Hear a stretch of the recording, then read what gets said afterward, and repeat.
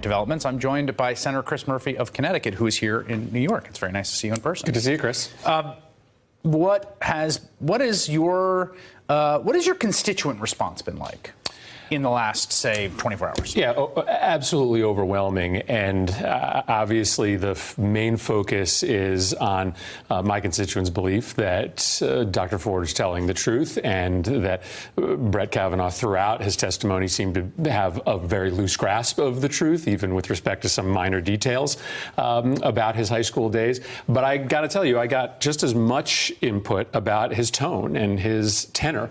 There were lots of people who were calling our office, emailing our office about the idea that anyone, Republican or Democrat, would allow somebody to get onto the Supreme Court who is this political, who nakedly claimed in front of the committee that this was all just a liberal, Democratic, pro-Clinton conspiracy. And revenge for the Clintons. Revenge for the Clintons, something that he frankly didn't have to say in order to defend himself against these specific charges.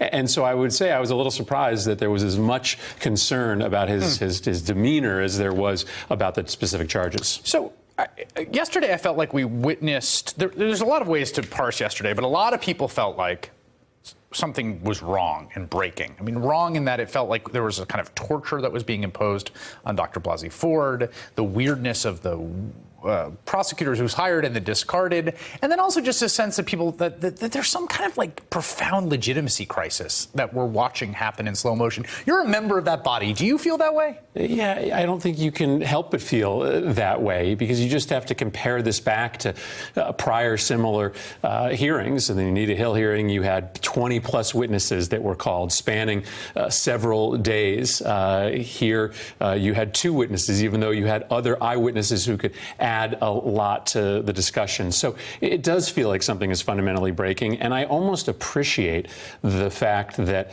the Republicans, in the end, took the mask off. Right? They stopped allowing their prosecutor to ask questions. They decided to turn it into a big political show because you saw what their end game here was, not really getting to the truth, but doing whatever was necessary to try to jam him through. You know, today, Chris Coons and Jeff Flake got together on this compromise. And, you know, there's a lot of people, I think, who sort of harken back to those days and they really want to see the Senate function like that. And then I was talking to a lot of people who were watching it, and they were on the outside, a lot of citizens, and these are very active citizens. They're like, how could these people be friends with each other? Like, how can you not hate these people? I'm so furious. I'm so furious. I'm screaming at the TV. Like, how psychologically and emotionally, how do you conduct yourself in that body with those twin impulses? Yeah, so one of the first things I did when these allegations broke was I went to one of my friends who's one of the most conservative senators in the place, just to sit down and hear him talk through how he was processing these allegations. And that's interesting. Yeah, and so I think it's important to put yourself in the shoes of folks whose prism is different than yours. And I think more of that happens in the Senate than you think. And I think we have an understanding about the fact that our worldviews are different, our constituencies are different, and frankly, the ecosystems we exist in are different. Sitting every day in the Republican caucus listening to Fox News is very different than what happens to us. And so I think that allows you get the truth every night. I get the truth from you, right? Exactly. But I think that there's a little bit more of that ability to put yourself in somebody else's shoes in the Senate than folks might think, and it allows for moments like today to break through. But at the same time, you have to balance that against the sense that there's a sort of procedural maximalism that just keeps getting worse. I mean, fresh in the mind of a lot of people are Merrick Garland. People really feel like Dr. Ford has been treated incredibly shabbily. Republicans feel, and I think in good faith feel this way, based on my interviews with conservatives and talks to them, that they have been completely sabotaged. It's an ambush. It's a hit job, yada, yada, yada. Where does this go, particularly around fights for the Supreme Court? So I wish my Republican friends would understand better the unique circumstances of these sexual abuse cases. I can understand their frustration about the lateness of many of these allegations and claims, but there is something unique about this kind of claim that I would hope they would understand. Yeah, I mean, I wanted to scream at the television yesterday, like, get it, totally, stipulated, timing's terrible.